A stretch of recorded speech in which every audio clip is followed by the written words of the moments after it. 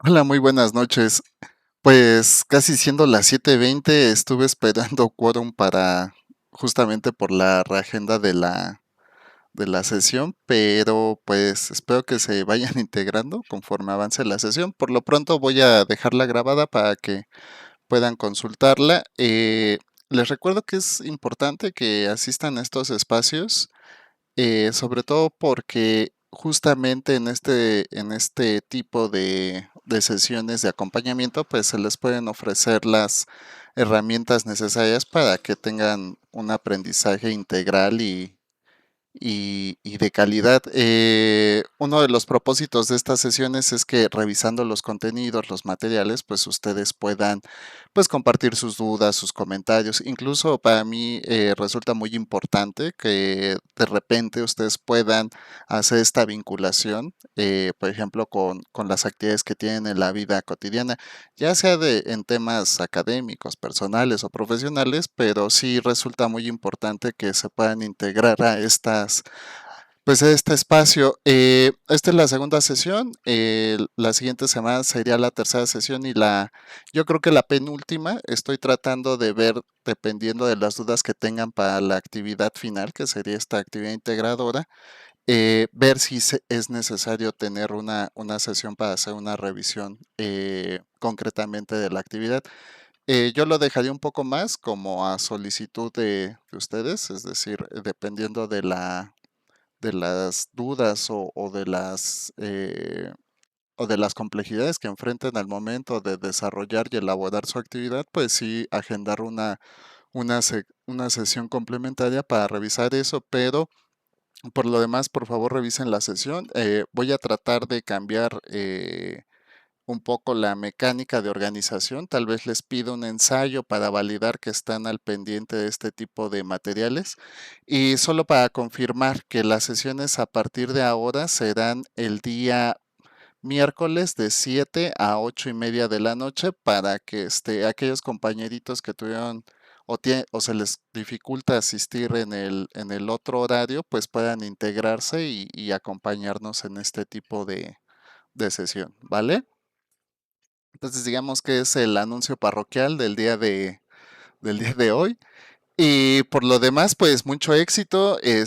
Hoy mismo quería que estuvieran aquí presentes para revisar lo de la actividad 2, que también está en el plan de trabajo.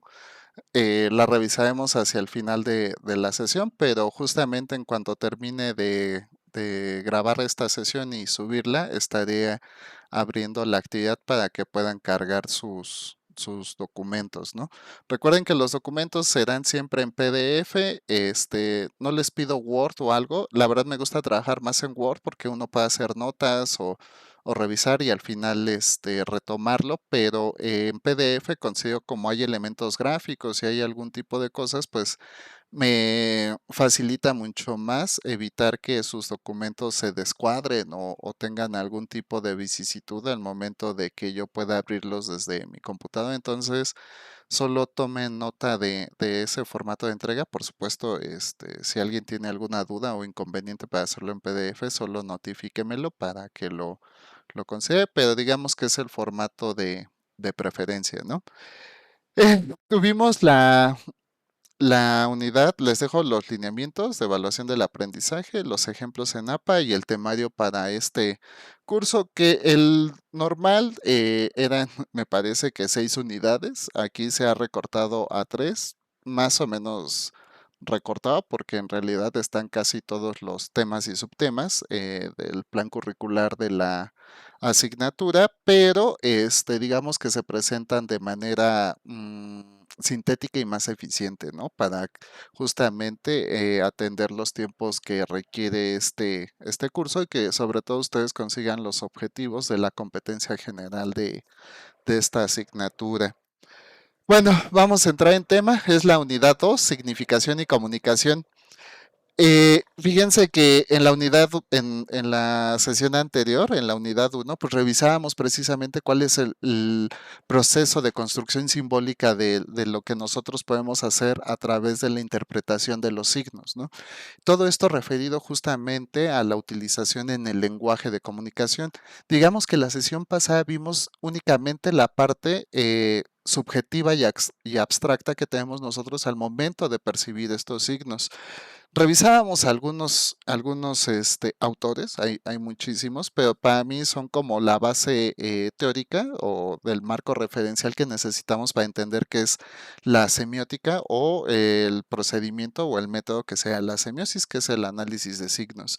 Ahora viene un tema mucho más complejo que el primero, ya no es la capacidad abstracta, ¿no? O del saber cómo nosotros hacemos estas interpretaciones de los códigos y de los subcódigos lingüísticos, sino cómo establecerlos y hacerlos funcionar en un circuito de comunicación.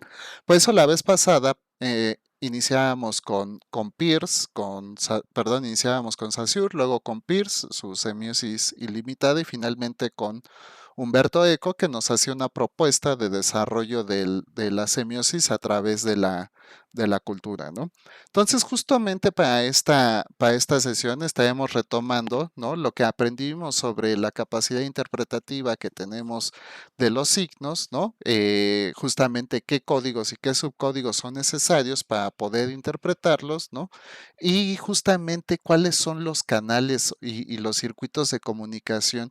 Esto va a ser comprendido como un sistema en el cual a través de la composición de ciertos elementos, pues se puede tener, digamos, ¿cómo decirlo? Un sistema, ¿no? De códigos y subcódigos compartidos para tener una correcta comunicación.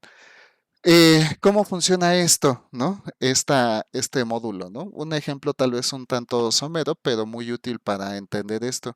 Cuando nosotros enviamos un mensaje de WhatsApp, ¿no? De hola, buenos días, y recibimos una respuesta y alguien nos pone OK, ¿qué podemos asumir, no? ¿Cuál sería el circuito de comunicación?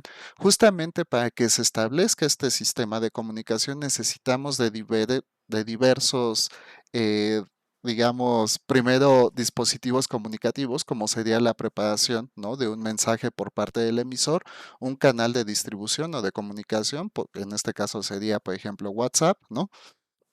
Un receptor que sería aquel que interpreta el mensaje. Y para esto necesitamos códigos y subcódigos. Por ejemplo, un código lingüístico sería el idioma español, ¿no? Nosotros decimos buenos días y no es que se rompa, simplemente que ¿cómo decirlo? Acepciones, ¿no? De otras lenguas que funcionan precisamente para sofisticarnos el uso del lenguaje y no tener que dar una explicación formal a un tipo de respuesta que está construida desde una forma estructuralmente formal, ¿no? Como el hola, buenos días. Entonces podríamos responder OK, que es una adaptación del sistema angloparlante para decir que todo está bien, ¿no?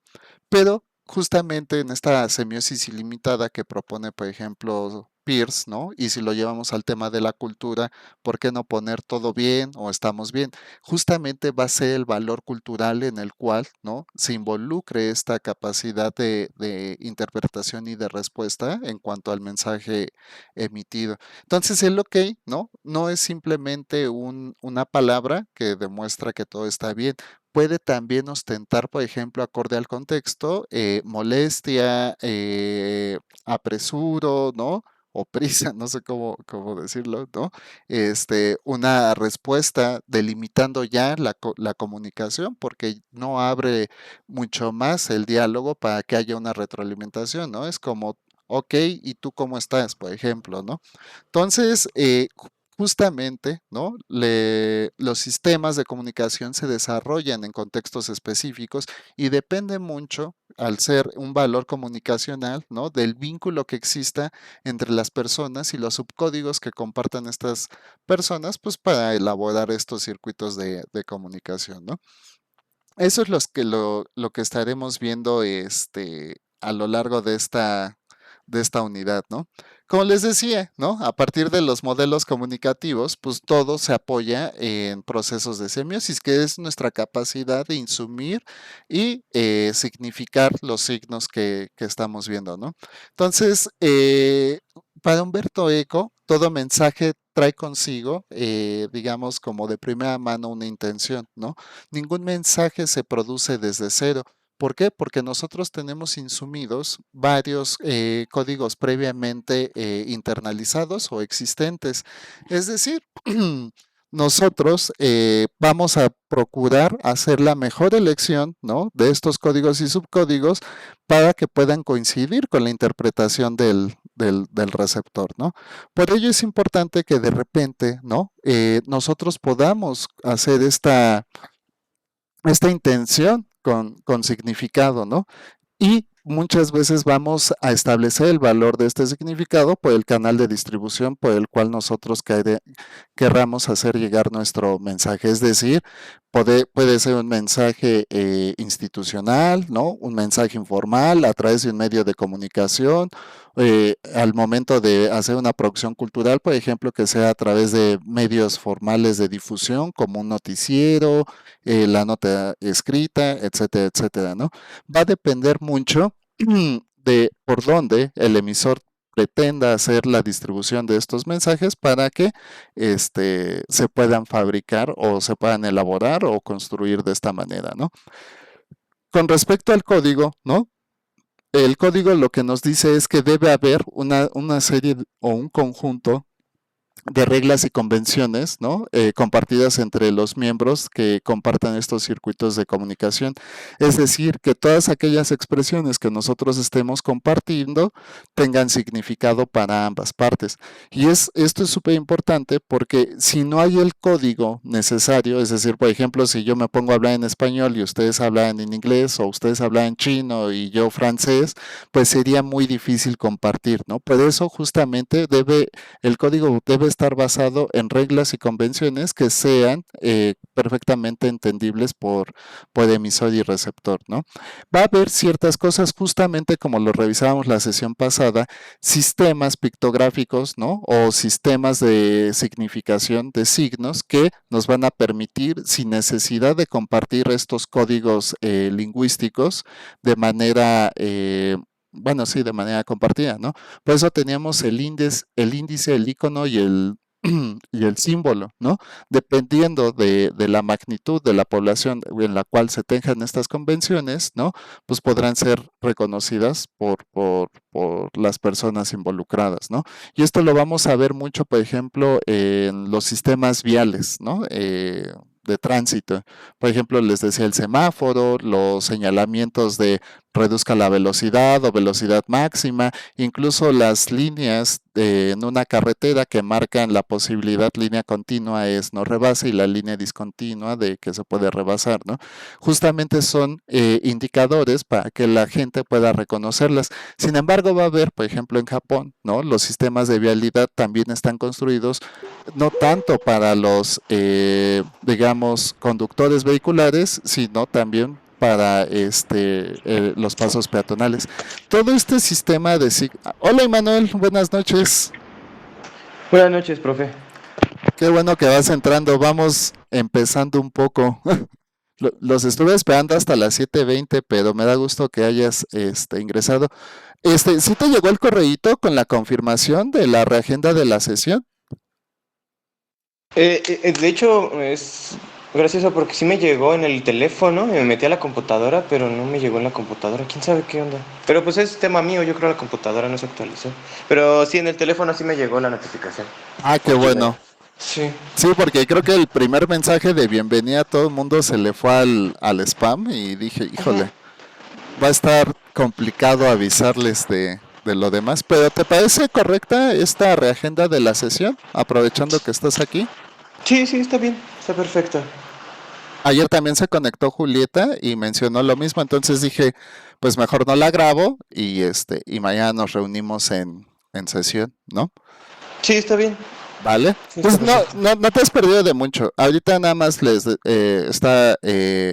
acuérdate que se está grabando, pero si te interesa, puedes revisar los primeros minutos. Mencionaba esto de que la primera sesión hacíamos esta, esta revisión de cómo subjetivamente nosotros construimos la interpretación del signo a través de las teorías de Saussure, Peirce y Eco, ¿no? Y justamente decía que eso ayuda a algo más complejo que son los sistemas de comunicación, en donde necesitamos un emisor, un canal de distribución y un receptor para cumplir con este sistema de comunicación. Ahorita estamos ya en emisor, código y subcódigo, ¿no?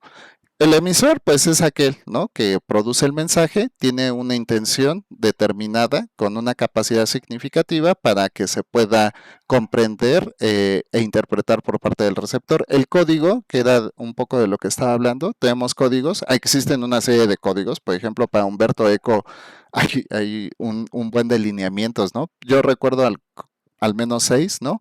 Pero por ejemplo, para Eco hay hasta códigos cromáticos, ¿no? Los colores representan ciertas representaciones que nos advierten de algo dependiendo del contexto. Por ejemplo, una señal de no pase, ¿no? Por lo regular va a estar enmarcada en colores rojos o algo, porque pues advierten de que rompe con la convención de acceso a cierto lugar, ¿no?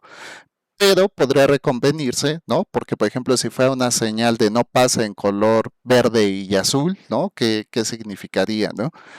Son estas reinterpretaciones de los códigos y justamente iba en esto del índice, símbolo e icono, ¿no? Que son sistemas como de mayor codificación para la población en general, a diferencia del código lingüístico que sí tiene una gran cantidad de población, pero justamente podría ser limitante ya cuando hablamos en términos globales, ¿no? Y finalmente el subcódigo. El subcódigo se vuelve un asunto muy contextual, mucho más cultural que el código, ¿no? Y la capacidad intencionada del emisor para hacer una construcción significativa del signo. El subcódigo muchas veces se ve relacionado, justamente como lo revisamos en la sesión anterior, pues a partir de ciertas capacidades subjetivas y abstractas que tengamos referente al círculo en el cual nosotros estemos determinando esta intención del signo y con ello del mensaje. Va a depender muchísimo de la estratificación social en la cual estemos integrados, que era lo que les decía un poco, ¿no? O sea, ahora tal vez los jóvenes saludan de una manera, pero hace 20 años saludábamos de otra, o hace 50 años tenían otras maneras de saludarse, ¿no? También va a haber ciertos subcódigos, ¿no? Que tenemos, por ejemplo, en nuestro país, a mí uno de los más grandes subcódigos lingüísticos es el aurita, ¿no? El aurita tiene una universalidad temporal, muy poco delimitada, por no decir literal infinita, ¿no? Justamente va a depender mucho de la imperancia que tengamos al momento de enunciar la palabra, ¿no? Por ejemplo, si nuestra mamá dice, y quiero que ahorita laves los trastes, pues eso nos está marcando que en el momento instantáneo, en la práctica inmediata, pues nosotros atendamos esa solicitud imperativa, ¿no? En cambio, si el profesor Javier les dice, muchachos, tienen que hacer su tarea, y me responden, sí, ahorita, profe, pues podría ser una indeterminación del futuro este sustantivo, ¿no? O sea, no habría como estas cualidades. Sin embargo, dependiendo del contexto, del entendimiento y de la convención mutua entre los que compartan este subcódigo, pues delimitar, ¿no? Este tipo de operación de este constructo simbólico, ¿no? Entonces, yo les diría esto, muchas de las palabras, aunque son representativas y nosotros las tenemos adaptadas justamente a nuestro código lingüístico, justamente podrían irrumpir en otro sistema de subcódigos, ¿no? Para otras personas, sobre todo personas que no hablen el idioma español o que no estén tan relacionadas con este tipo de contexto comunicativo, pues podrían entender la palabra ahorita como algo instantáneo por mera ¿cómo decirlo? Por mera traducción lingüística, ¿no? Sin embargo, pues justamente era lo que les decía, el emisor, ¿no? De manera intensa, parte de una intención porque gran parte de este acervo, de este vocabulario lingüístico, pues lo precede, ¿no? Y lo precede justamente por el entorno cultural en el cual se desarrolla, ¿no? Entonces, muchas veces no es siquiera que uno pueda subsumir todos estos fenómenos interpretativos nada más por el hecho de haber nacido. Muchas veces, ¿no? Y digo muchas veces como en el tema general, pues lo vamos a vivir a través de la vivencia o de la experiencia propia que tengamos al momento de compartir este sistema. Muchas de estas cosas, yo les decía, hay como dos formas lingüísticas que me encanta a mí. Una es, por ejemplo, la literatura, ya sea en lírica, prosa o verso, y el otro es el albur, ¿no? En nuestro país se ha vuelto como una forma de construcción de subcódigos muy elaborada. Entonces, son como estas cosas que no irrumpen directamente con el código lingüístico, pero que sí en la capacidad interpretativa y comunicativa que tenemos al momento de elaborar este tipo de mensajes, ¿no? Ustedes piensen en alguno de estos ejemplos en donde el código no funcione de manera correcta, pero si lo llevamos al tema de subcódigo puede irrumpir, ¿no? Con todo este tipo de, digamos, eslabones interpretativos que tenemos en cualquier sistema de comunicación, ¿no? Entonces, por ejemplo, cuando vamos al mercado, ¿no? Y nos dicen, pásele güerita, y uno dice, bueno, es que yo no soy güerito, no soy güerita, o etcétera, ¿no? Aquí tenemos de todo, ¿no? Y pues a lo mejor no tienen de todo, tú andas buscando, no sé, chilacayotas, ¿no? O algo así, ¿no? Y a lo mejor no las tienen, ¿no? No son formas, ¿no? Discriminatorias de dirigirse o de presentar, ¿no? Esto que sería como publicidad engañosa, ¿no? Más bien, esto lo que activa son subcódigos de cercanía, de proximidad, de confianza, de lealtad, ¿no? No sé, como este tipo de cosas que van a generar mucho más familiaridad. Por lo regular, ya está constituido de esta manera, no solo por la intención, sino por la práctica común. ¿Qué podría pasar a alguien y decirle, oye, pues yo no soy ningún güerito, ¿no? O no sé, ¿no? O luego me acuerdo mucho que decían marchanta o madre o cosas así, como este tipo de tejimiento de red social muy ubicada en este tipo de contextos, por ejemplo, de compra y venta de enseres básicos o de productos alimenticios. Entonces, los insumos por el cual nosotros vamos a adoptar ciertas mecánicas del lenguaje, como nos dice Eco, están delimitadas justamente por el contexto cultural en el cual nosotros o estamos involucrados o estamos insertos. Nosotros no podríamos hablar de la misma manera quizás en la cual hablamos, por ejemplo, en el tianguis, a como hablamos, por ejemplo, en el trabajo o en casa o con los amigos o en una noche, por ejemplo, de fiesta, etcétera, etcétera. El contexto va a delimitar mucho la construcción misma del mensaje, ¿no? Y justamente para esto necesitamos algo muy necesario que es el mensaje y el canal, ¿no? El asunto con el mensaje y el canal, ¿no? Es que en sistemas comunicativos, ¿no? Complejos, esto va a tener una serie de variables muy importantes porque la formalidad o legitimidad del mensaje va a depender mucho a veces del canal de distribución.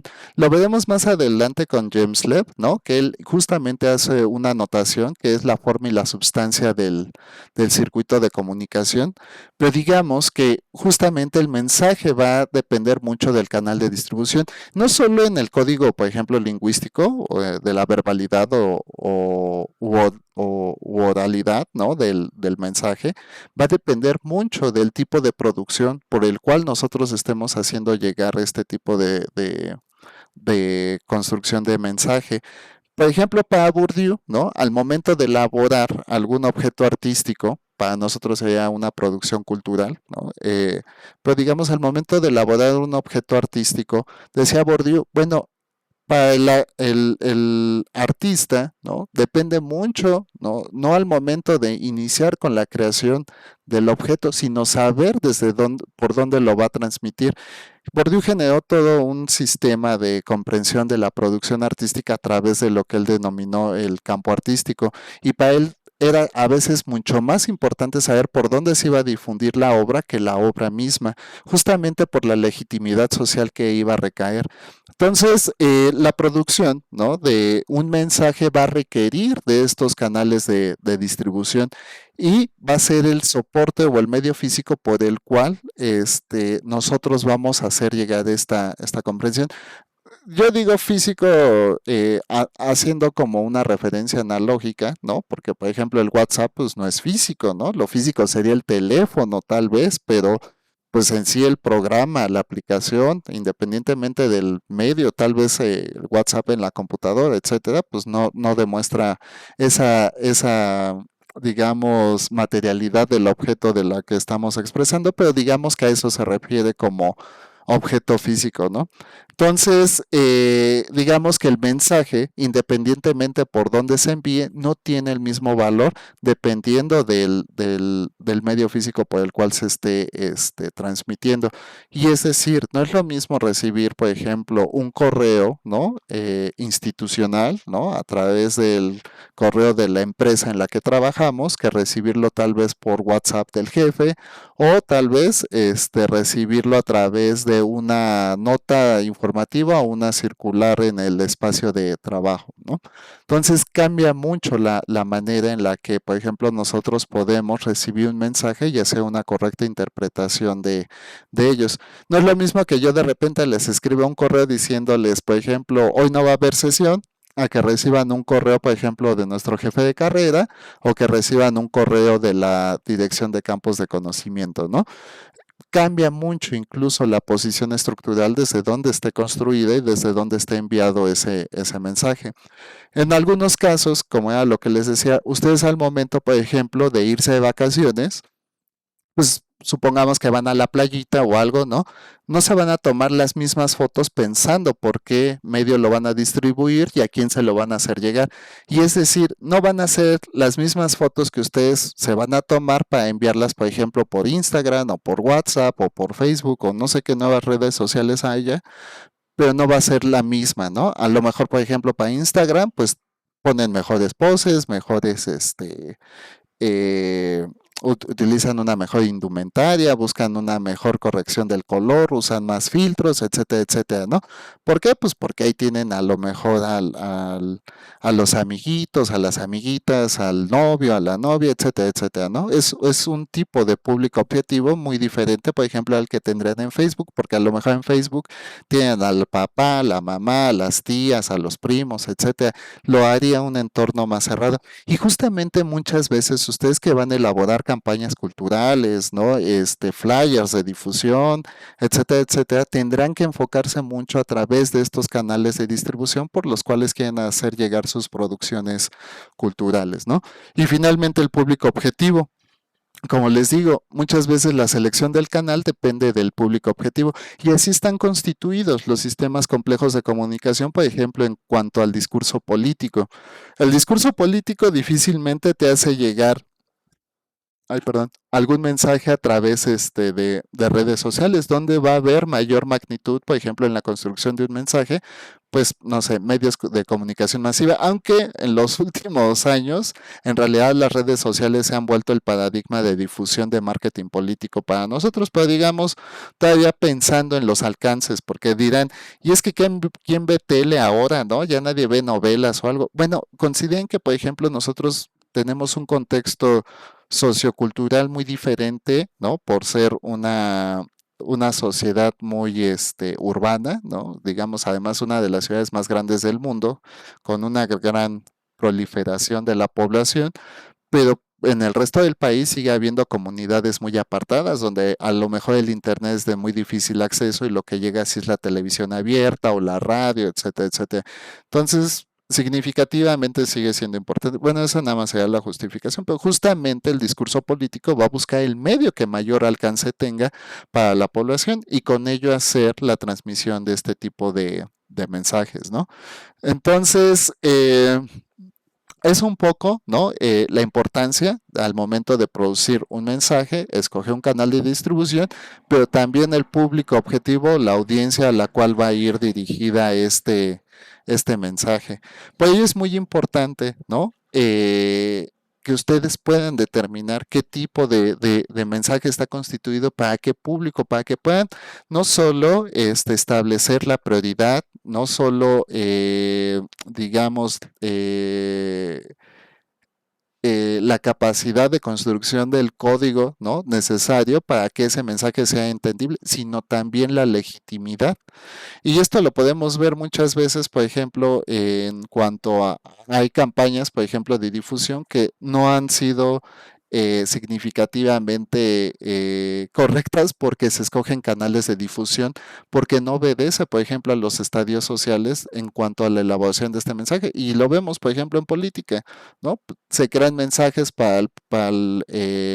no sé, para los jóvenes, ¿no? Y se crean cancioncitas. Me acuerdo mucho de Movimiento Ciudadano que hacía estas cancioncitas justamente para apropiarse en la elección del electorado más joven, ¿no? Pero pues a veces no escogían los canales de comunicación adecuados, ¿no? Como por ejemplo Facebook. Entonces, a lo mejor aquí había una disrupción en cuanto al entendimiento y acepción de este tipo de mensajes, ¿no? Para ello, por ejemplo, Martín Serrano decía, ¿no? Toda capacidad comunicativa tiene una intención. Muchas veces esta intención no cumple con el circuito de comunicación, ¿no? Que nosotros podemos entender. La comunicación, ¿no? Objetivamente se da entre dos personas, ¿no? Es muy difícil, por ejemplo, hablar de comunicación cuando hablamos, por ejemplo, con nuestras mascotas o con algunos objetos inanimados del entorno, ¿no? O como sería en esto de factores abióticos de un ecosistema. Sin embargo, ¿no? Martín Serrano declara que sí hay capacidad de comunicación a través, ¿no? No de un circuito complejo de comunicación, pero sí a través de percibir los fenómenos significativos del entorno. Y él, por ejemplo, a lo que les decía la clase pasada, ¿no? No necesariamente, ¿no? Las nubes nos tienen que hablar y decir, oye, me estoy condensando para hacer caer lluvia, ¿no? Nosotros empezamos a percibir ciertos elementos del entorno, ¿no? Tal vez un aire, una corriente de aire mucho más fresca, ¿no? La gluten no sé cómo decirlo, pero el agrupamiento de las nubes, ¿no? Y dependiendo del color, ver la inmediatez de cuánto tiempo nos queda para que empiece a llover, ¿no? Justamente nosotros estamos recibiendo información, estamos haciendo un proceso de simiosis para interpretar esos signos, pero no hay retroalimentación a la comunicación, ¿no? Entonces, digamos que a esto él lo denomina fenómenos comunicativos y es esta capacidad de que nosotros podamos percibir a partir del entorno pues ciertos efectos, que era lo que les decíamos en la sesión pasada. Si vemos queda con lo de la primeridad, secundaridad y terceridad de Saussure, ¿no? Y entonces nosotros vemos fuego, ¿no? A lo mejor vemos un coche, por ejemplo, con humo en la calle, ¿no? Y vemos humo, ¿no? Y decimos, ah, pues chocó, se averió o algo, ¿no? Y de repente vemos fuego y pues decimos, corre, ¿no? Ese coche va a explotar. Y ahí ya empieza a haber una función comunicativa. ¿Por qué? Porque esto está expresando intención y una capacidad de emitir un mensaje hacia el resto pues, de los que se encuentren ahí, ¿no? Y cuando alguien nos responde, sí, va a explotar, corran, ¿no? Entonces ya se cumple este circuito de la comunicación, pero parte, ¿no? De un entorno, ¿no? Que nos estaba ofreciendo fenómenos significativos, esta capacidad de semiosis que nosotros tenemos. Creo que también la vez pasada les hablaba sobre esto de cuando huele a gas, ¿no? Y decíamos, huele a gas y de repente la gente, no, sí, sí huele. Entonces nos pone sobre advertencia, pero justamente puede iniciar, ¿no? Y puede no cumplirse como el circuito de comunicación, como con el tema de la lluvia, ¿no? Habrá otros espacios que a partir de estos fenómenos comunicativos, pues nosotros sí podamos completar el circuito de comunicación, ¿no? Ay, perdón, me pasé, ¿no? Sistemas y códigos. Fíjense que dentro de todo esto, ¿no? La comunicación no se puede dar de manera aislada. Siempre necesitamos como los referentes, ¿cómo decirlo? Necesarios para poder hacer este tipo de interpretación semiótica, ¿no? Entonces, digamos que va a haber situaciones, ¿no? En la que esta crisis de la significación recae precisamente en factores, ¿no? En donde nosotros, dependiendo del entorno, ¿no? No podamos entender muy bien a qué se debe la construcción del mensaje, ¿no? Entonces, este tipo de cosas, regularmente cuando la gente no las entiende, pues ¿qué sucede? Produce rechazo, burla, polémica. En nuestro país esto es una construcción muy habitual, ¿no? Que algún tipo de campaña pues se utiliza o se empieza a denostar de manera muy particular, ¿no? Porque justamente al momento de hacer este tipo de producciones, ¿no? No se considera todo el entorno social, ¿no? Y justamente va a provocar estos errores en la recepción y en la interpretación de las personas. Yo me acuerdo mucho cuando hubo estas campañas, ¿no? De no acoso en el espacio del transporte público y se empezaron a generar una serie de imágenes y todo, ¿no? Y entonces, ¿qué hizo la gente, ¿no? Pues empezó a hacer burla, ¿no? De las fotografías, de los mensajes, etcétera, etcétera, ¿no? Hay temas más delicados, ¿no? En los cuales yo no quisiera ahondar, pero justamente se han hecho este tipo de burlas porque la crisis de interpretación, ¿no? Que hay en estos, ¿cómo decirlo?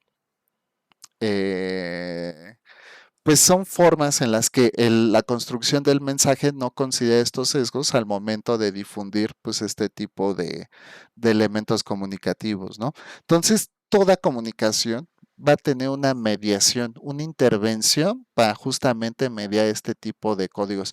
Muchas veces, por ejemplo, cuando se elaboran campañas, ¿qué pasa?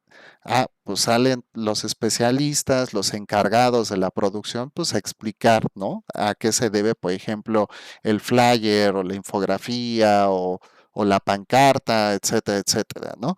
¿Para qué? Justamente para evitar estos sesgos, estos errores en el circuito de comunicación y que existe esta crisis de significación, pues que nos lleve al rechazo, a la burla o a la polémica. Es decir, como tratar de dar un previo, un acto introductorio para que se pueda entender el mensaje si el mensaje no lo hace por sí mismo.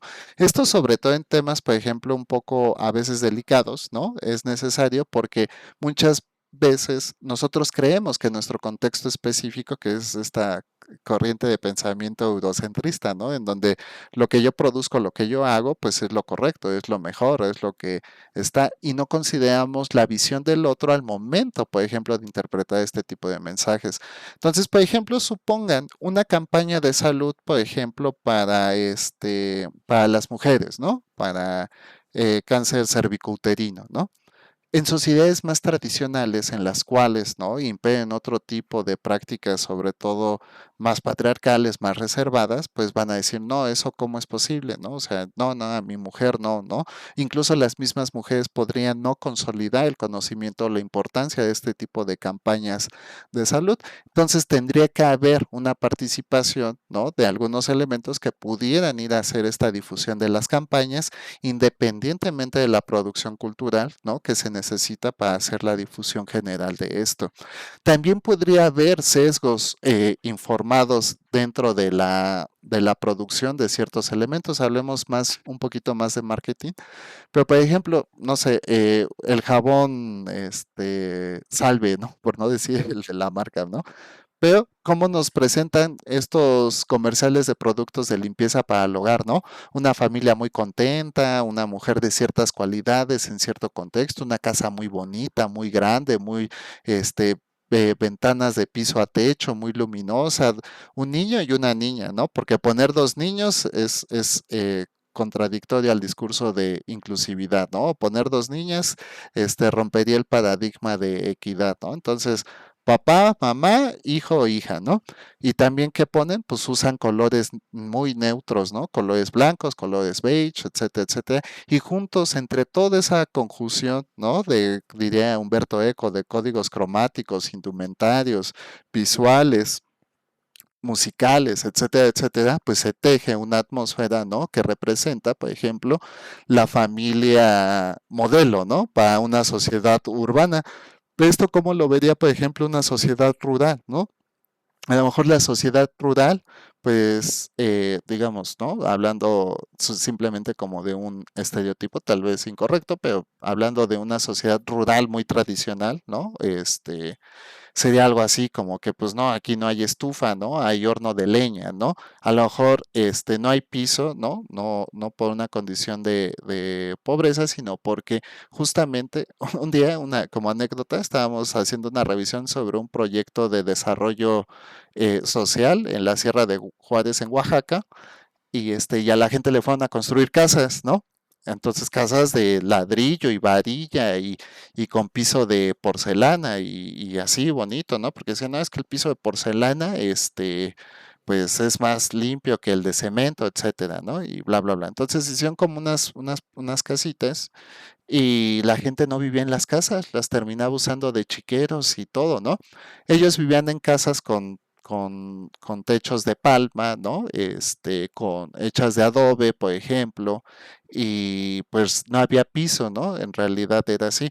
Justamente, ¿por qué? Porque pues por un asunto tal vez de higiene, de frescura, ¿no? Era mejor tener este tipo de construcciones porque ahí era imposible llevar aire acondicionado o tener energía eléctrica, ¿no? ¿Por qué? Por la distancia que había, por ejemplo, de las grandes hidroeléctricas. Entonces, son como sesgos al momento de querer hacer un proyecto, ¿no? Que no se consideran, por ejemplo, las formas de vida de otras personas. Otro tema muy importante es cuando, por ejemplo, a los niños les llevaron los nuevos, dispositivos de enseñanza, ¿no? Entonces les daban tabletas y computadoras para que pudieran, y les enseñaban cómo funcionaba el Internet, ¿no? Pero esto trajo un rompimiento de paradigma porque ellos tejían su cosmovisión del mundo en cuanto a que los elementos, ¿no? De la naturaleza, pues estaban vivos, es decir, para ellos no era como lo corriente en cuanto a lo que dicta la biología con factores bióticos y abióticos. Y de repente los niños decían, entonces, no sé, papá montaña no tiene vida, pero yo siempre le rezo y le pido a papá sol, ¿no? Que nos cuide y que nos provea de lo necesario, ¿no? O a la madre del cielo, ¿no? Que nos abastezca de agua, etcétera. Entonces, justamente, ¿no? Esto es lo que les digo que al momento, ¿no? De que los circuitos de comunicación pueden incurrir en sesgos o en errores de interpretación, necesitamos estas mediaciones de intervención, justamente para que no se amplíe el proceso de semiosis ilimitada, ¿no? Y se pueda cortar para reducir la capacidad de error al momento de interpretar un mensaje, que es un poco lo que nos explica Manuel Martín Serrano, ¿no? Pues que los sistemas de comunicación interactúan entre sí, tejiendo redes de significado, pues entre los miembros de la colectiva, ¿no? Entonces, vamos con esto de los códigos como estructuras, ¿no? Justamente necesitamos, ¿no? Eh, la reserva, ¿no? De que eh, el lenguaje debe ser una convención, que era lo que les decía en la sesión pasada, ¿no? Los sistemas de comunicación son convenciones, al igual que la etiqueta en la mesa, ¿no? La forma en la que nosotros nos vamos a vincular en entornos específicos con otras personas son convenciones. Por eso depende mucho, ¿no? De cómo podamos hacer este tipo de análisis. Y yo les diría, justamente aquí, ¿no? Iniciando con el modelo actual de Algidars Greimas, ¿no? Cada sistema, ¿no? De análisis semiótico, pues muchas veces cae en especificidad para hacer algún análisis, ¿no? Por ejemplo, el de Greimas es buenísimo para análisis del discurso político, para hacer una interpretación de una película, de una serie, etcétera, etcétera, ¿no? Ahorita vamos a ver por qué. El asunto es que no es único o específico de esto. Muchas veces podremos recuperar otros sistemas de análisis semiótico, ¿no? Y poderlos integrar justamente para la referencia de aquellos elementos en los cuales consideremos que es necesario ampliar un poco o justificar un poco más nuestra revisión analítica del sistema de comunicación, ¿no? En el modelo de Greimas, ¿no? Que se distingue justamente porque establece distintos roles para por ejemplo, el desarrollo de una narración o discurso. Esto lo vemos, por ejemplo, en las películas, ¿no? Cuando Luke Skywalker, ¿no? Es llamado a rescatar a la princesa Leia, ¿no? También hay un poco, ¿no? Esto del viaje del héroe. Ay, siempre se me olvida el autor, ¿ustedes se acuerdan? El viaje del héroe de... Ay, se me olvidó, ¿no? No es que se me olvidó el autor, pero si me acuerdo, o búsquenlo ahorita y me dicen cuál es, pero el viaje del héroe de Ay, lo tengo a la punta de la lengua, ¿no? Bueno, no es que él haya desarrollado esta perspectiva del viaje del héroe, pero él desarrolla el método, ¿no? Hace una metodología de cómo está construida la narrativa en cuanto a las historias, ¿no? Vinculativas de la literatura clásica, ¿no? Y entonces construye un método para hacer la revisión y la construcción de una historia. Gremas fija un poco esto y considera los roles en los cuales, ¿no? El objetivo de un personaje pues está constituida a través de una narrativa o discurso. Entonces, Star Wars, no sé si alguna otra película les quede o sea de su preferencia, pero en Star Wars pues hay una llamada a que Luke rescate a la princesa Leia, que la misma princesa Leia le hace, ¿no? Para ello tiene que ir a destruir la estrella de la muerte y derrotar a Darth Vader, ¿no?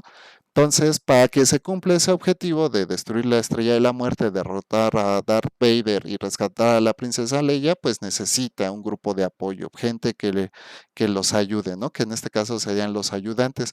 Para ello va a enfrentar una serie de obstáculos u oponentes, ¿no? Entonces, pues él no puede ir a la guerra, destruir la Estrella de la Muerte y enfrentar a Darth Vader porque no tiene, aunque tiene virtud, ¿no? No tiene el desarrollo necesario en cuanto a habilidades e interpretación del contexto de lo que está haciendo, ¿no? Entonces, justamente, ¿no? Mucho del desarrollo de las películas, pues se puede hacer a través del análisis de Greimas, ¿no? Esto, pues como les digo, por ejemplo, el cuento de Caperucita Roja, ¿no? Que creo que viene justamente así, ¿no?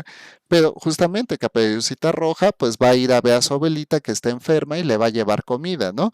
Entonces, para esto, pues tiene que enfrentar a un personaje, ¿no? Al antagonista o al enemigo, ¿no? Que sería el lobo y liberar a la abuelita, ¿no? Y para cumplir con esta misión, pues su ayudante va a ser me parece que era un leñador, ¿no? Que es el que le ayuda a liberar a la abuelita del lobo, ¿no? Por decirlo no tan violentamente, pero justamente, ¿no? Se empiezan a hacer estos análisis. En el discurso político también funciona muy bien. ¿Por qué? Porque de repente la figura del noble político, que es honesto, que es legítimo, que él va a hacer todo por el bien del pueblo, por el bien de la comunidad y todo, ¿no? Y sus enemigos, pues es la oposición, ¿no? Ya sea de izquierda o sea de derecha, pues su contrario, ¿no? O los demás, ¿no? Incluso, ¿no? Luego hasta se tejen personajes ficticios justamente como para hacer más dominante esta presión estructural que tiene que enfrentar, ¿no? Pues que sean los obstáculos u oponentes, ¿no? La corrupción, la ilegalidad, etcétera, etcétera, ¿no? Para ello, pues se tiene que buscar una serie de ayudantes, que aquí en este caso sería el electorado, ¿no? Y entonces el electorado es todo aquel que le va a poder ayudar a posicionarse, ¿no? Y ya justamente, ¿no? Cuando se logra ese tipo de, ¿cómo decirlo? De objetivo, ¿no? Pues podemos entenderlo y organizarlo, ¿no? De esta manera como el objetivo de, del desarrollo del personaje, ¿no?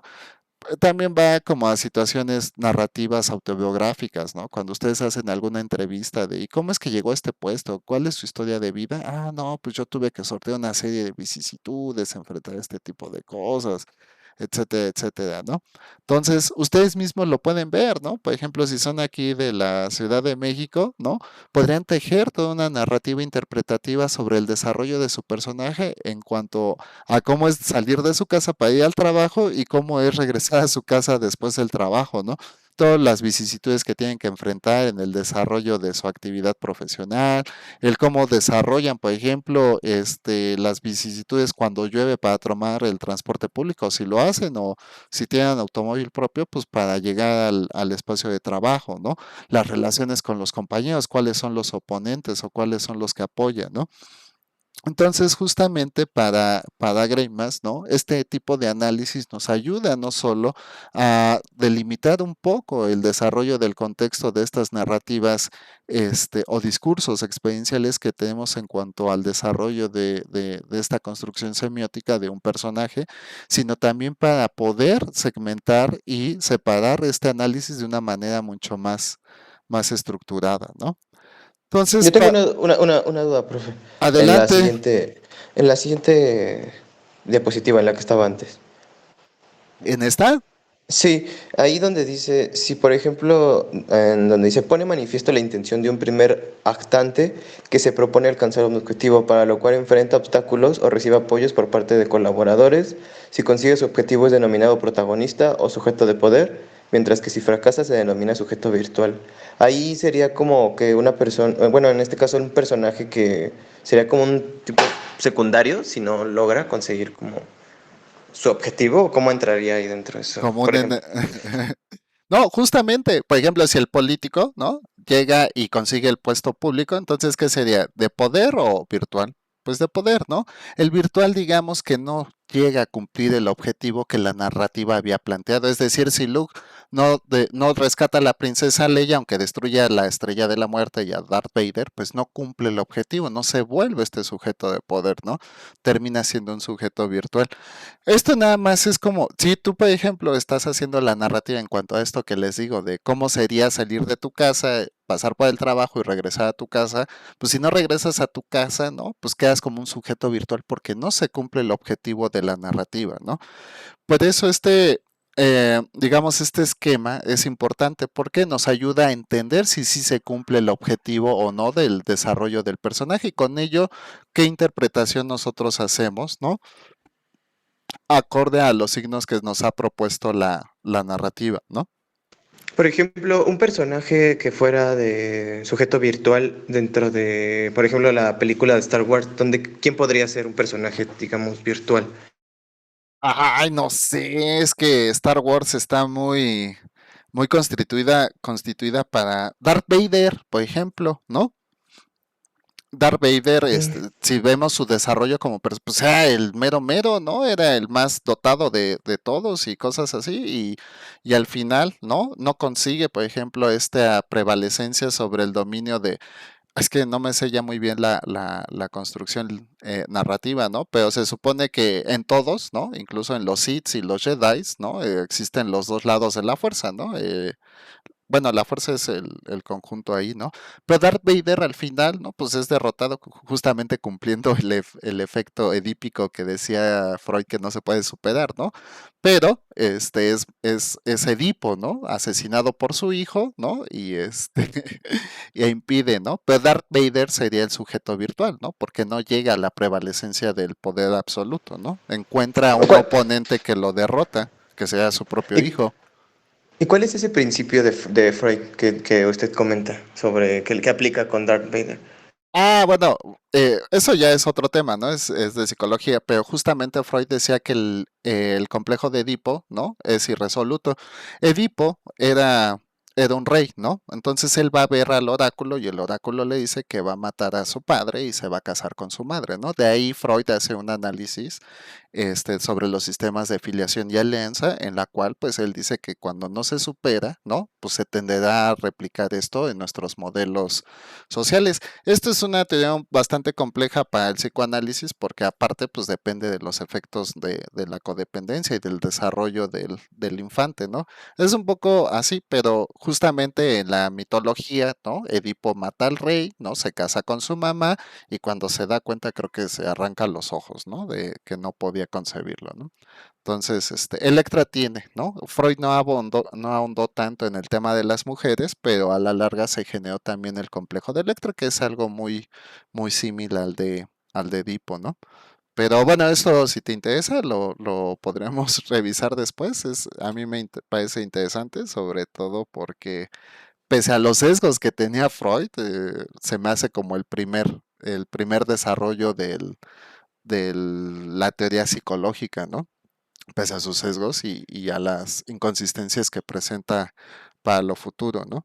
Pero bueno, de ahí nace, digamos, la psicología moderna, que la psicología tiene una verdadera intención que es paradigmática, algo que proclamaba el oráculo de Delfos, ¿no? El conócete a ti mismo, ¿no? La psicología impera sobre el conocimiento del yo y cómo esto se desarrolla a niveles subjetivos y abstractos y sociales, ¿no? Por eso la psicología tiene tantas corrientes, ¿no?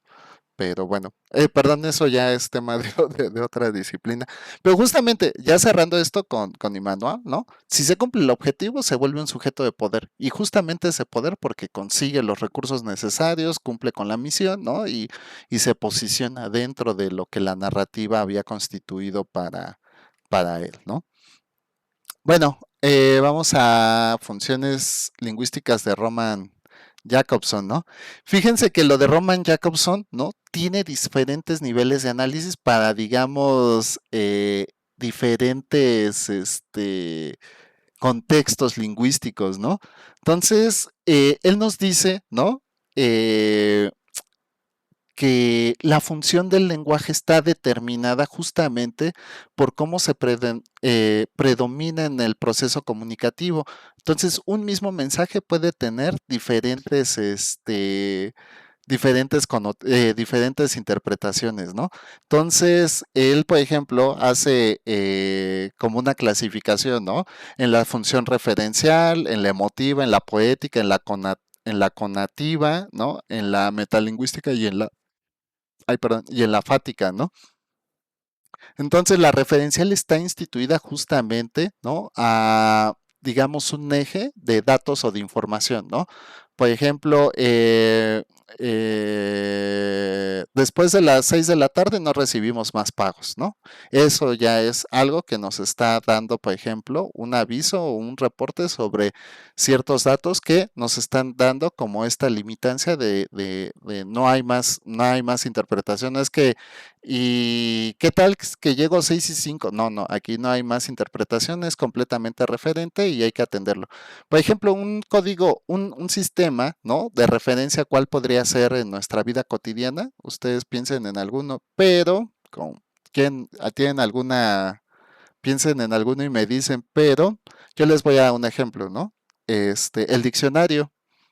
El diccionario no es para aprendérselo de memoria ni es para nada, es un sistema de referencia de consulta, ¿no? Para el acervo o el código lingüístico que nosotros tenemos, ¿no? Entonces, no te vas a aprender todo el diccionario, pero si tienes dudas sobre alguna palabra, pues la buscas, ¿no? En nuestra actualidad ya no se usan diccionarios. Yo escasamente he visto algún diccionario en alguna casa que no sea del tío, de la abuelita o del papá o etcétera, ¿no? Porque ahora nosotros buscamos significados a través de la red y particularmente en la RAE que ya se encuentra de manera pues digital, ¿no? Pero antes era muy, muy asiduo que todo hogar tuviera, ¿no? Así como una Biblia, un diccionario, ¿no? Pues sea un sistema de referencia, ¿no? No sé, puede ser la inteligencia artificial, dependiendo cómo la ocupemos. O sea, como para investigar cosas. No, fíjate que yo creo que esa no podría ser una función referencial, Imanol, porque no sabemos cómo está constituido, ¿no?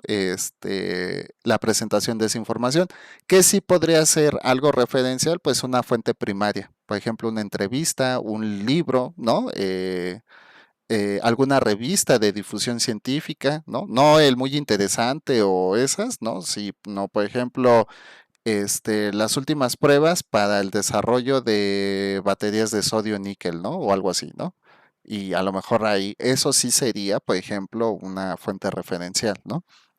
O, por ejemplo, los datos del INEGI, esos sí serían referenciales. Pero si tú haces una consulta sobre datos del INEGI a través de inteligencia artificial, pues no sería, porque ahí ya habría un procesamiento, una interpretación o una readaptación conjunta de esos datos, ¿no? Entonces, tal vez si le preguntaras a la inteligencia, ¿no? Dame la fuente de referencia para la construcción de este dato, ¿no? Pero pues sería seguir acudiendo a fuentes primarias, ¿no? Incluso creo que las fuentes secundarias, ¿no? Podría, por ejemplo, el análisis de una entrevista, ¿no? Podrían todavía ser referencias si referenciamos justamente que es una interpretación de la fuente primaria, ¿no? Pero lo referencial yo no tomaría ni Wikipedia ni la inteligencia artificial como fuentes de referencia, ¿no? Mm, sí, perdona si te corrijo, pero en mi opinión, ¿no? Yo no tengo la verdad absoluta, ¿no? Pero desde mi experiencia creo que no sería referencia porque no habría cómo validarlo.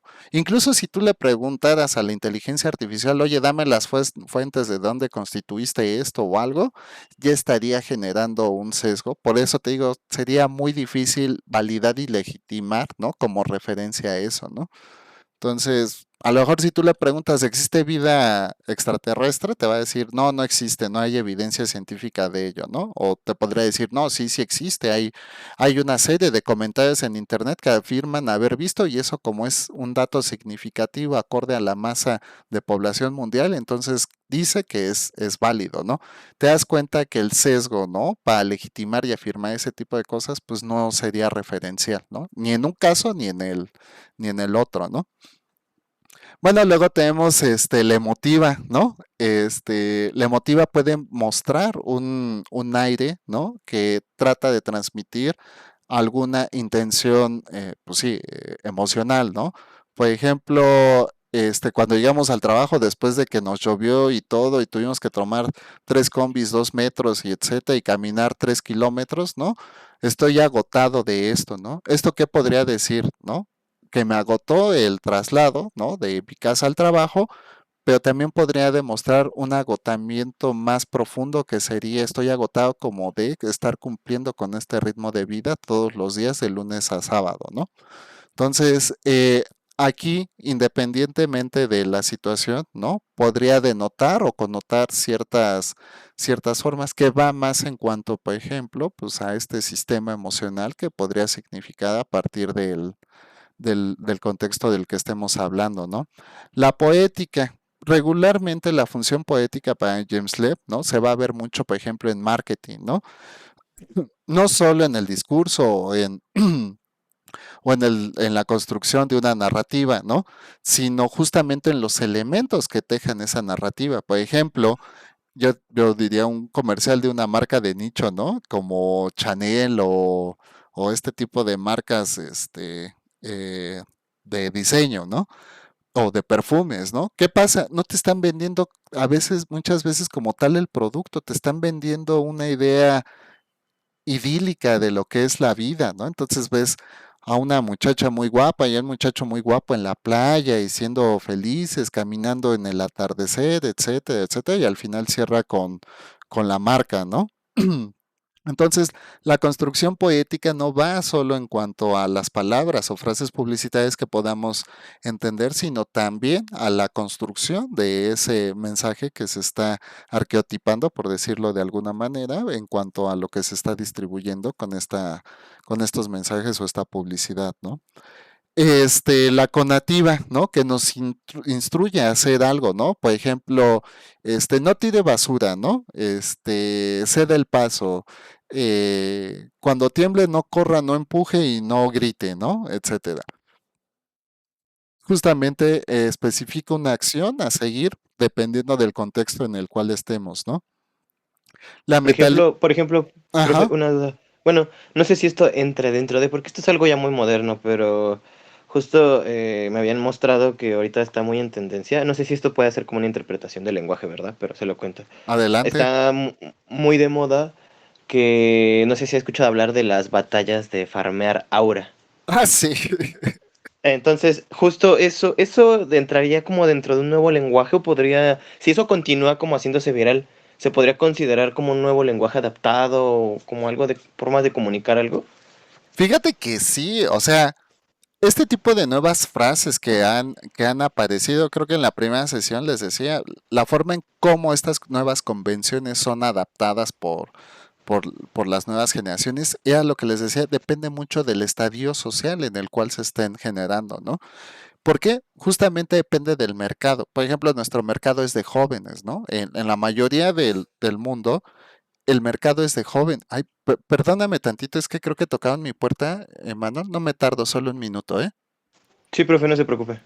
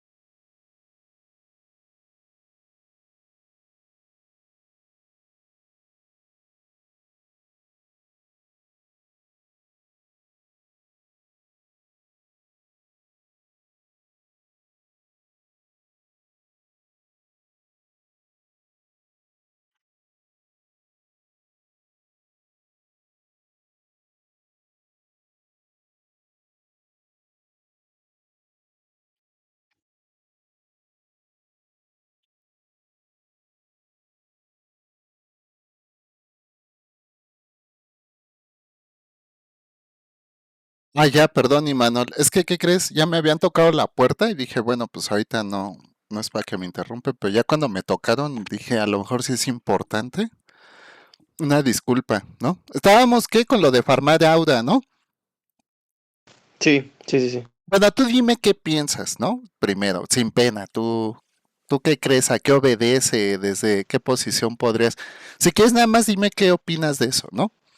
Yo tengo una construcción, justo hoy una compañía del trabajo puso algo así, no entiendo lo que dicen los jóvenes, ¿no? Que es farmear aura o algo así, ¿no? Y es un meme ahí, déjalo, busco en Sí. lo que tú me dices para describírtelo más o menos, ¿no?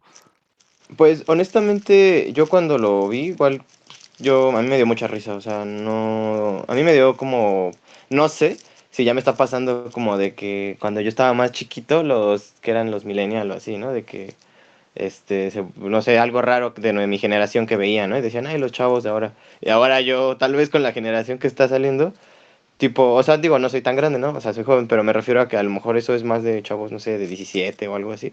Y y pues yo lo veo, a mí me da risa, o sea, pero, o sea, sí llego a entenderlo, porque, o sea, entiendo por qué hacen eso, ¿no? Que supuestamente, si tienen una actitud, por así decirlo, como muy cool, o sea, como muy, así como se ve en TikTok, pues supuestamente como que te eleva, como por así decirlo, la personalidad o algo, o sea, lo entendí, pero me pareció, la verdad, a mí como muy, no sé, me dio cringe, lo que me dio fue cringe, me dio mucha risa, pues dije, no manches, o sea, porque antes eran como batallas de freestyle, ¿no? Como de rap, o sea, tipo otras cosas donde incluso había música. Y yo tengo una sola duda, que hay una incongruencia un poquito, bueno, tal vez no es incongruencia, yo lo considero así, no sé si sea así, pero esos videos de farmear aura que ponen, yo cuando los veo en TikTok tienen música, pero ellos lo hacen sin música y al aire libre, pero solo hacen los gestos. Entonces ahí digo, si la idea es como generar una aura y todo eso que dicen, pues yo sí le pondría música, ¿no? Como para que se viera un poquito más, no sé, como con más personalización. Pero no le ponen ni música, solo lo hacen así. Entonces, lo primero que pensé fue como que sí me dio risa. O sea, no lo pensé así como, está muy cool. Sí me dio un poco de risa porque dije, ¿y ahora qué, no? Pero sí, eso.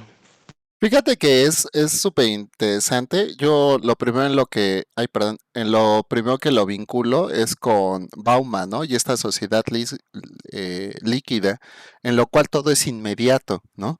Farmar aura, farmar aura, ni sé decirlo, farmar aura, ¿no? Farmar aura es pues usa una distinción del estadio social, ¿no? ¿Quién farmea aura? Pues lo que he visto, ¿no? Cuando hablan de fútbol, los grandes futbolistas, cuando hablan de moda o algo, este tipo de personas, ¿no? Místicas. Incluso, por ejemplo, hay como ciertas condiciones para farmear aura, ¿no? Por ejemplo, desde la moda, ¿no? Por lo regular he visto que cuando es gente común, trae como, ay, perdón, no prendí la cámara. Este, traen lentes oscuros o traen una indumentaria así tipo Matrix, ¿no? Con gabardinas, colores muy sobrios. Es toda una construcción, ¿no? Del estadio de este misticismo, justamente para separarte como del común de la gente, ¿no? La gente comunicativamente ahora, y tal como lo dice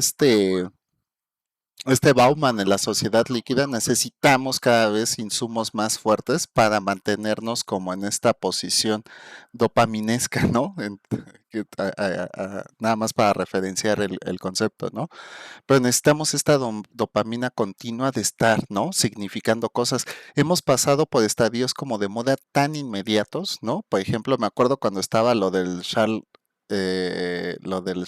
Hay, ¿cómo se llamaba? Esto de que se ponían a bailar, se me fue la palabra, pero bueno, pasamos de una moda a otra, ¿no? De manera inmediata.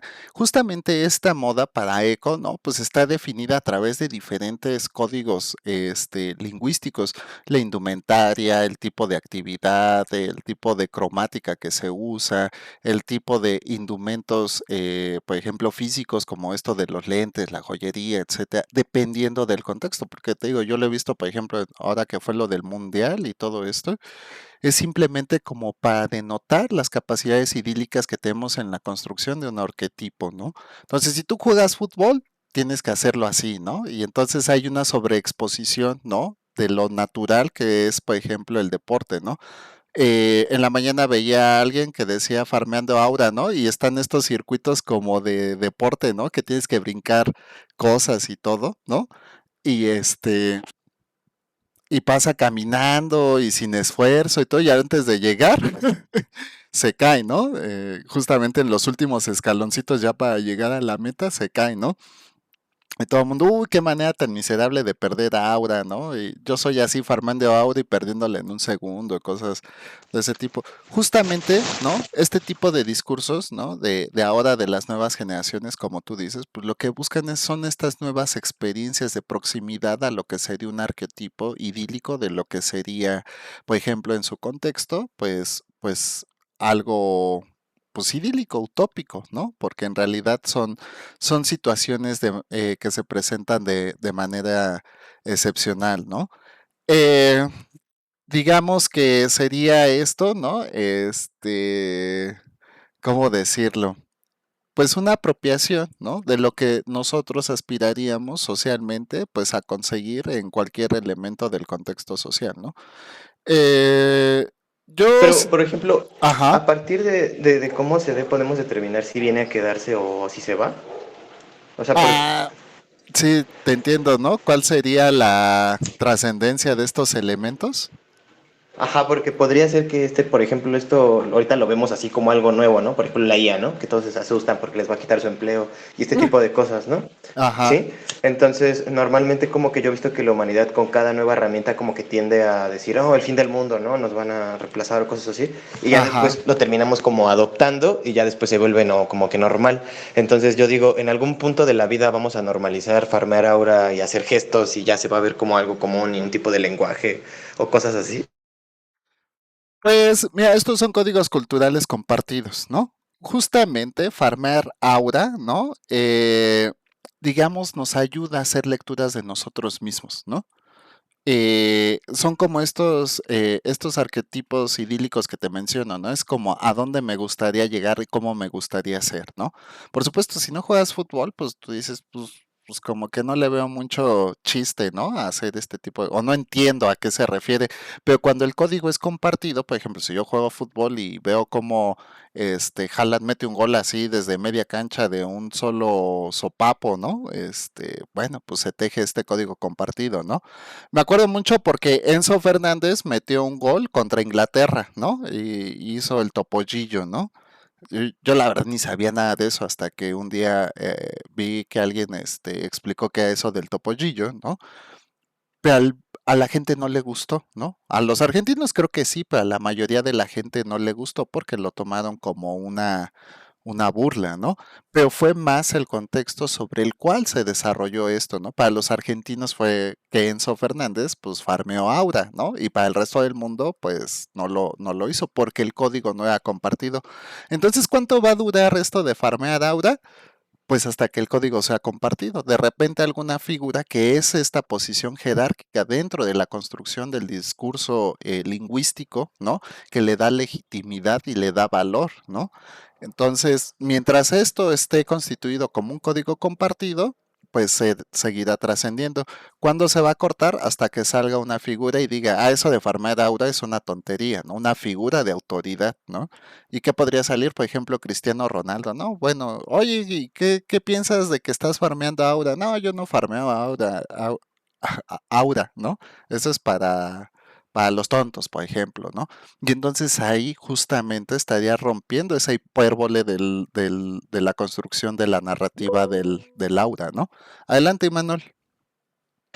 Pero, por ejemplo, ese profesor, he visto que ha pasado, por ejemplo, lo del doctor Simi, ¿no? Se ha visto que, por ejemplo, los mexicanos hemos popularizado que a nuestros artistas favoritos les aventamos un Simi customizado, ¿no? Sí. De prendas y así. Entonces salió que hace poco pasó, eso también no sé si es un modo de lenguaje, pero pasó que el vocalista de Jaguares, Caifanes, no me acuerdo de qué banda de rock, Saúl Hernández. mexicano, No recuerdo quién fue el que le avientan un simi y Ajá, están así como que en la parte donde están dando como una explicación en el concierto y dice, muchas gracias. Pero como este artista tiene como muchas ideas de izquierda, pues obviamente sabemos que el doctor Simi también es muy capitalista, ¿no? En todo lo que ha hecho y así. Entonces él en lugar como de recibir pues el simi, lo que hace es así romperlo, o sea, como que lo degolla, o sea, corta la cabeza y lo deja así, ¿no? O sea, como que lo despeluca.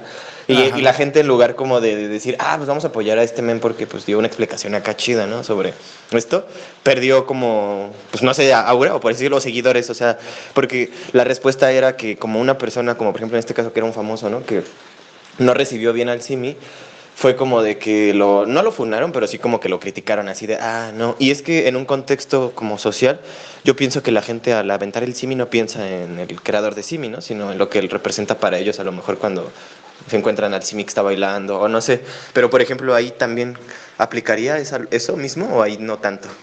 No, por supuesto que sí, justamente hay un código compartido. Tal vez Saúl Hernández, ¿no? O si es el que refieres, ¿no? Hizo este tipo de detalle, pues no es una figura tan jerárquica como para romper el código compartido, ¿no? Pero podría presentarse en otro tipo de cosas. Esto lo vemos mucho ahora con los influencers, ¿no? Que generan nuevos códigos compartidos. Yo me acuerdo de eso del Rubius, de que decía F en el chat, ¿no? Para decir que algo se acabó. Pues es algo que no se ha podido romper con el tiempo. Yo realmente no sé si se siga usando ni en qué contextos, pero de repente lo he llegado a ver en algunos comentarios de internet o cosas así, ¿no? Entonces, no es por sí mismo, ¿no? Por ejemplo, yo te daba como este código indumentario, ¿no? De que muestra cierto misterio o algo. Una de las cosas, ¿no? Conceptuales a nivel de semiosis de farmear aura es que no estás buscando esa representatividad, esa admiración de la gente, por lo regular solo se da, ¿no? En un contexto en el que no lo estás buscando, ¿no? Justamente hay como una construcción muy simbólica en cuanto a ese romance idílico que tenemos en cuanto a esas figuras, ¿no? Por lo regular, si vemos, es gente como que no está buscando ser excepcional y por eso mismo se vuelve excepcional, ¿no? La gente haya ese proceso de admiración, pero es lo que te digo, hasta que el código sea compartido, ¿no? Si Saúl Hernández agarró y rompió al Simi, ¿no? Bueno, pues a lo mejor, ¿no? Me acuerdo cuando Ozzy Osbourne le arrancó la cabeza a un murciélago en un concierto, creo que fue en Woodstock, ¿no? O algo así. Y pues se volvió canon, ¿no? Para el death metal o el rock metal de esa época, ¿no? Entonces, pues no sé, hay como series que se vuelva a hacer o que alguien lo haya hecho de nuevo, no lo dudo, ¿no? Pero ya no es parte del código compartido justamente porque la narrativa del contexto sociohistórico pues cambió. Esto de farmear aura y todos estos nuevos códigos son muy inmediatos, realmente duran muy poco en el tiempo, aunque hay sus excepciones, ¿no? ¿Por qué? Porque se internalizan tanto que funcionan para, por ejemplo, agilizar los procesos de comunicación, ¿no?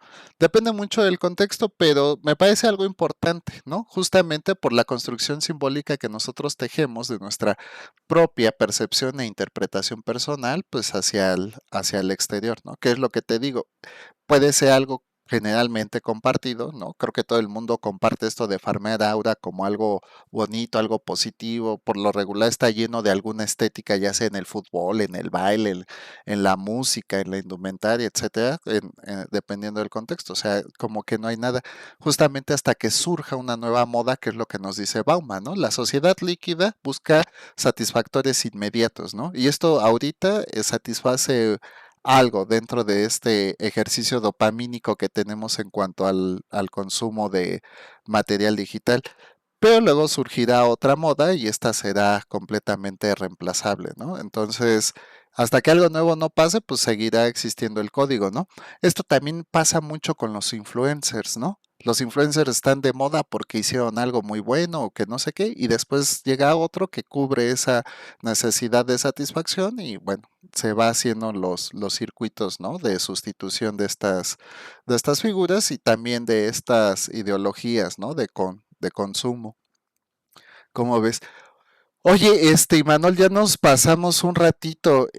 ¿Te parece si avanzamos la siguiente sesión para no disponer de su tiempo? La verdad es que soy muy respetuoso del tiempo y como ya es noche, lo primero pues es respetar, ¿no? Que pues tenemos un tiempo limitado justamente porque hay actividades complementarias para ustedes, ¿no? Pero prefiero que la siguiente clase porque nos faltaron varias cosas que no son tan complicadas, pero nos quedamos un poquito menos de la mitad. Nos falta pasar por Piaget. Lo vamos a ver rápido. Ya íbamos a con James Leb, que me parece uno de los más importantes por lo de fonema, fema, semema y sema, y lo de forma y sustancia, que también es súper importante, ¿no? Pero la siguiente semana lo revisamos si te parece bien, para que también pases tiempo con tu familia y descanses, Sí, está bien, profe. Me parece ¿vale? bien. Les voy a Sí. subir la presentación, no sé, creo que no la he subido y ahorita mismo les abro la actividad 2. ¿Sí entregaste tu actividad uno? Sí. Ah, bueno. Entonces esta semana se las califico y ya avancen en la actividad 2, ¿vale? Sí, está bien. Bueno, muchas gracias, Imanuel. De todas formas va a estar grabada esta por si lo quieres consultar en algún momento y si te surgen dudas y a los que vean esta sesión, con mucho gusto las resuelvo. ¿Va? Vale, profesor. Bueno, Muchas muchas gracias. gracias, Imanuel, por tu asistencia, también a Julieta que se retiró. Pero pues nos vemos el miércoles de la siguiente semana a las 7 de la noche. ¿Va? Ok, perfecto, profesor. Muchas Muchas gracias. gracias, Buena descanses. noche. Hasta Igualmente, luego. hasta luego.